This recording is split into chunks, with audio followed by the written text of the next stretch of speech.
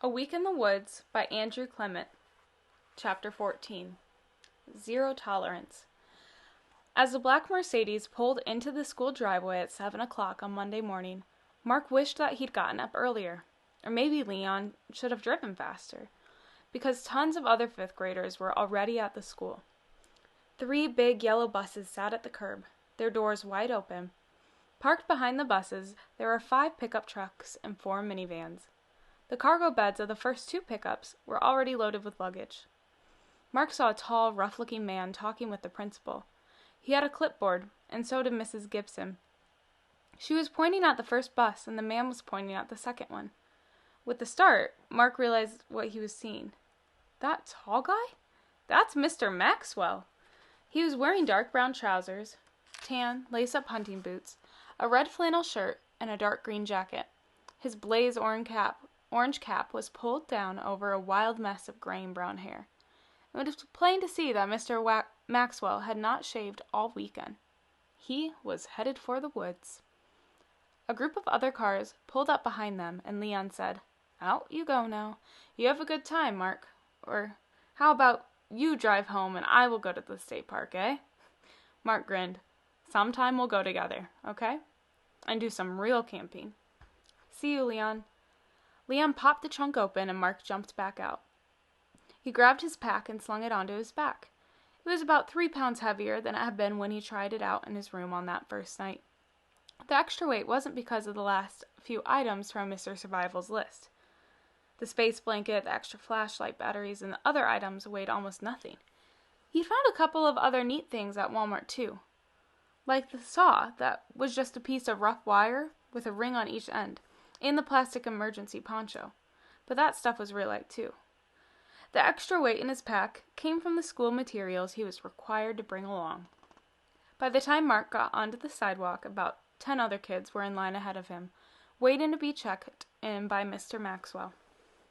Mark was surprised to see that two of the boys and one of the girls in the line had frame packs too.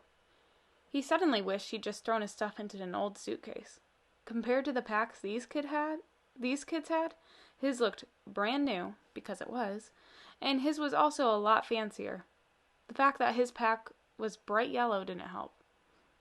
And the 1-liter water bottles he had tucked into the mesh pockets on either side of his pack seemed silly now, unnecessary, like he was showing off something. When it was his turn, Mr. Maxwell glanced at him, then ran a quick eye over his gear, and said, "Toss that into the 4th pickup and then get on to the first bus." That was it. No greeting, no comment, no smile. On the bus, Mark was glad to see Jason Fraser sitting near the back. He waved at Mark and then pointed at the seat across the aisle from him. As Mark sat down, Jason said, "Did you check out Old Man of the Mountain Maxwell?" Mark nodded. "Yeah, I didn't even recognize him." "Takes this whole deal pretty serious, you know," said Jason. "Sort of too much, maybe. But who cares? No school, man. That's what I like. And my brother said the food's good too. Not like the stuff at our cafeteria." When the bus was almost full, Mrs. Stearns and Mrs. Leghorn got on. Mrs. Stearns smiled and joked with a group of girls sitting near the front of the bus. She had on hiking boots, jeans, and a hooded sweatshirt. She was in a good mood, and she was ready for the woods. Mrs. Leghorn was wearing a pair of bright white tennis shoes, some pale purple slacks, and a long red wool coat with wide sleeves. A large black purse was looped over one arm, and in her other hand she kept a tight grip on a tall stainless steel coffee mug. She stood stiffly, flinching every time a kid yelled or laughed too loudly. Mrs. Stearns called off the names from the list on her clipboard. 2 kids hadn't arrived, but by the time she read off all the names, they had slipped aboard. The bus driver climbed on, buckled her seatbelt, yanked on the door lever, and as soon as Mrs. Stearns and Mrs. Leghorn took their seats, the bus lurched forward. A week in the woods had officially begun. When they arrived at Gray Notch State Park, the boys on the first bus were divided up into 3 different groups. Mark and Jason and 8 other boys were assigned to a 1-room cabin called the Raven's Nest. A man named Mr. Frost, Jessica Frost's father, was their cabin chaperone. He looked nice enough to Mark, but he wasn't an outdoors type, more like a salesman, or maybe he worked in an office. Mr. Frost helped the boys find all their luggage, and then he led the way down the campground road, past the restrooms and bathhouses, past 3 RV slabs and 2 other cabins. Pointing at a log building down the short path from the road, Mr. Frost said, "Here it is, guys. Home sweet home." The Raven's Nest had the smell of wood smoke and pine logs, and Mark liked the place instantly. It reminded him of a cabin at his summer camp, except this one was larger and brighter. 6 windows, 1 on either side of the door, and 2 on each of the long walls, let in the mid-morning sun. There were 6 beds, 3 along each side wall, leaving an open space in the middle.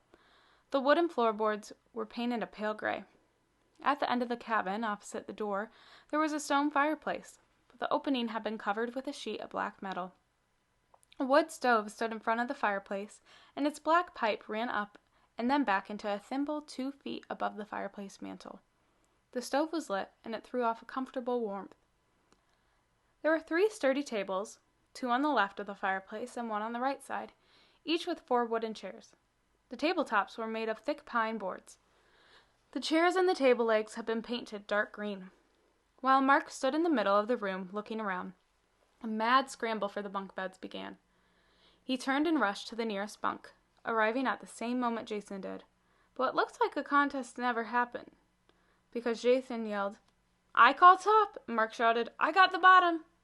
Amid the jumble and noise, Mr. Frost said, "All right, boys, take it easy now. Plenty of room for everyone. Get your sleeping bags unrolled, set out your shoes and boots, and just sort of get settled in.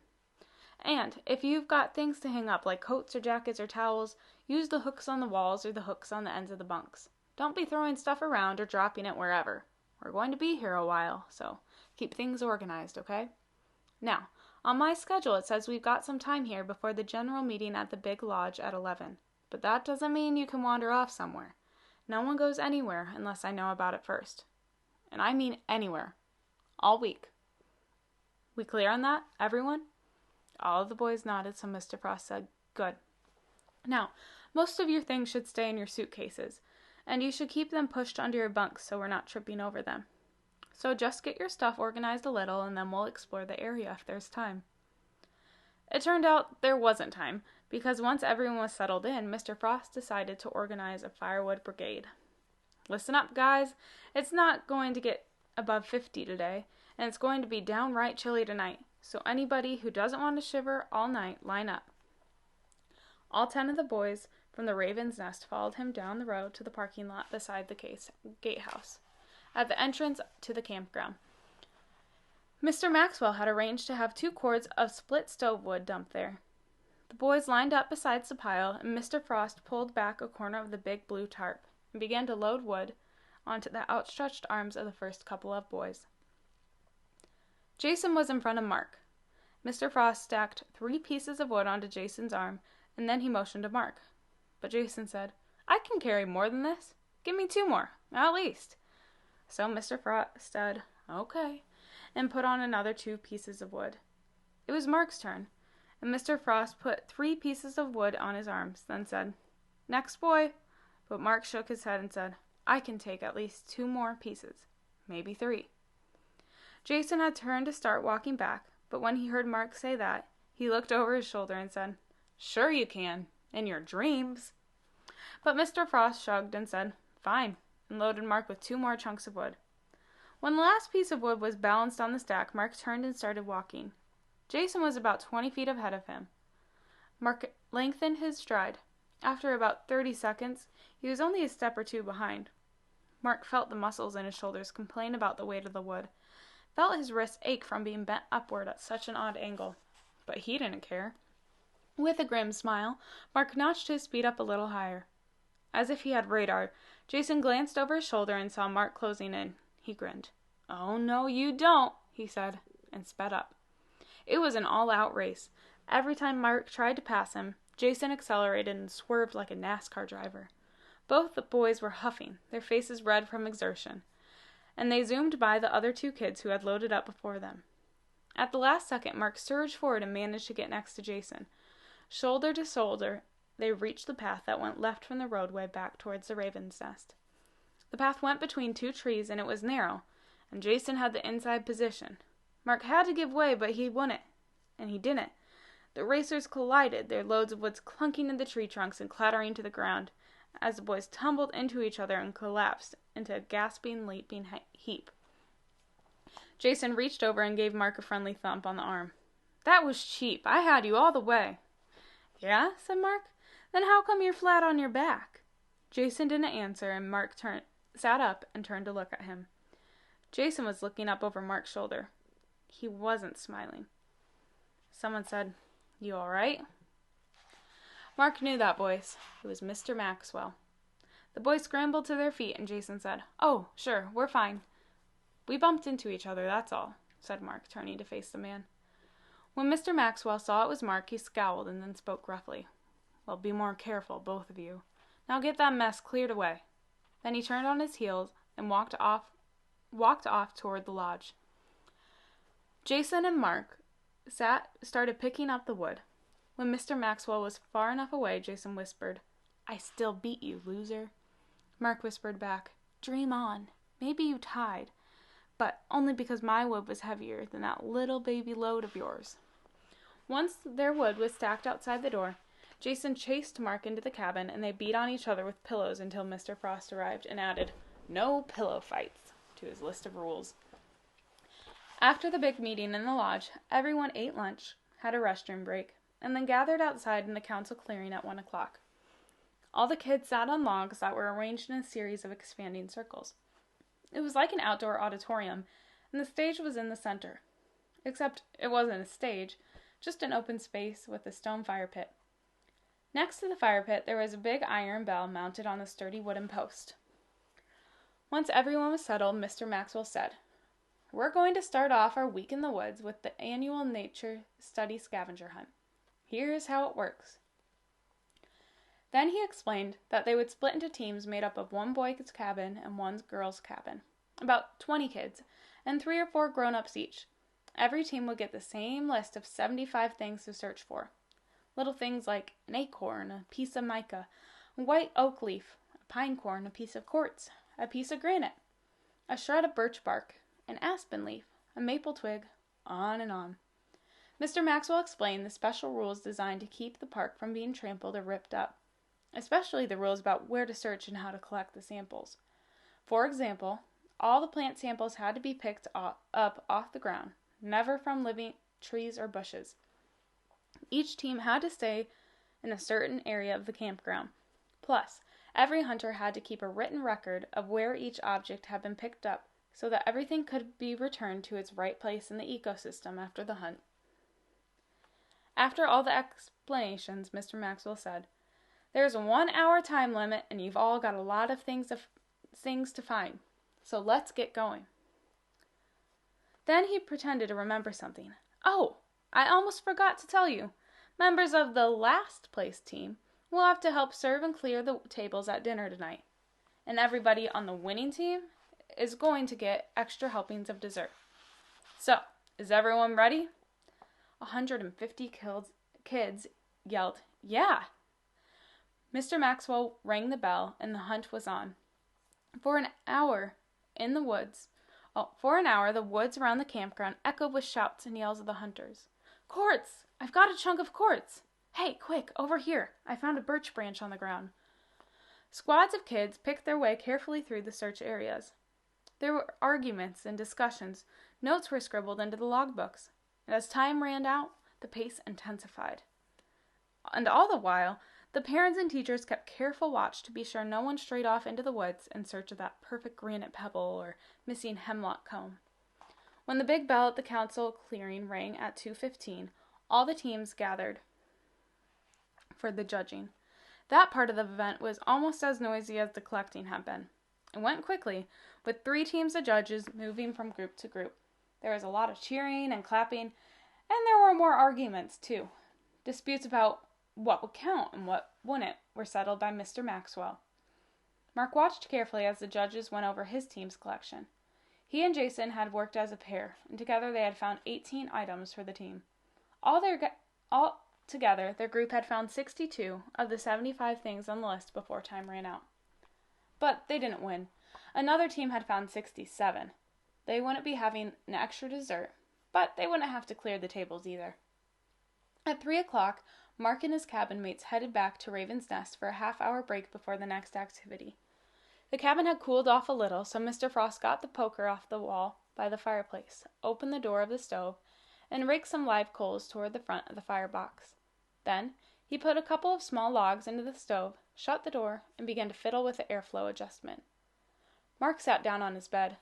After unlacing his hiking boots, he pulled his pack out from under the bunk to look for his Jack London book. Jason sat down at the other end of Mark's mattress and started rooting around in his suitcase. Just as Mark found his book, Jason whispered, "Hey, Mark, check this out."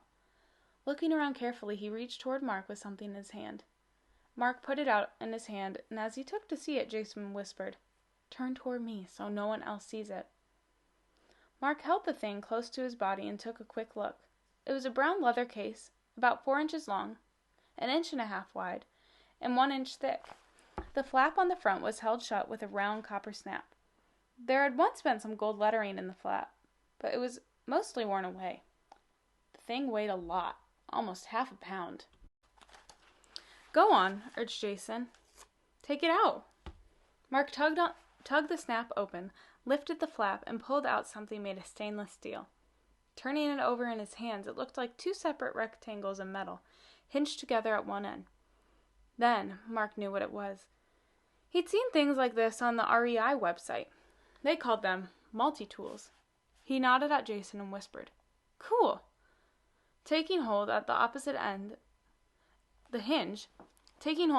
opposite the hinge, Mark pulled the sides of the tool outward, folded them all the way around, and in 2 seconds the object was transformed into a pair of sturdy needle-nose pliers. "This is great." And it was. The tool was wonderfully made, solid and heavy in his hand. The door of the cabin slammed, and Mark turned instinctively toward the sound. Then he quickly turned back and tucked the tool under his leg. Mr. Maxwell stood in the doorway. He talked to the whole cabin, but his eyes kept coming back to Mark. "How's it going here in the Raven's Nest? Looks like you've got everything you need. I'm just checking every cabin to make sure everyone's comfortable. You guys are great, though. Got a fire going, got your woodpile started. Looks like you're all set." Mr. Frost was on his feet, smiling at Mr. Maxwell. "We're doing fine, just fine. Terrific bunch of boys here, and we can't wait for dinner." "Won't be long now," Mr. Maxwell said. "Right after your meetings with the subject teachers, I'll see you all there, okay?" He turned, put his hand on the doorknob, and then hesitated. Turning back around, he walked over to Mark. He pointed down at the bunk and said, "Unless I'm mistaken, you're hiding something under your leg there." "Am I mistaken?" Mark gulped, then shook his head. "No, you're right. It's a tool." And he reached under his leg, picked it up, and held it out. Mr. Maxwell took it from him. In his big hands, the tool looked like a toy. He turned it over once or twice. Then he bent the ends around and folded the pliers back into the handles. Holding it up between his big thumb and forefinger, Mr. Maxwell wagged the tool at Mark and said, "I'm sorry I found this. You shouldn't have this here." Nodding at the bed, he said, "Hand me the sheath." Mark gave it to him. Pointing below the bunk, Mr. Maxwell said, "Grab your pack and get all your stuff into it." Mark was confused. "All my stuff? Why?" "Why?" said Mr. Maxwell. "I'll tell you why. Because of this." And holding the tool in one hand, he flipped the edge with his thumb.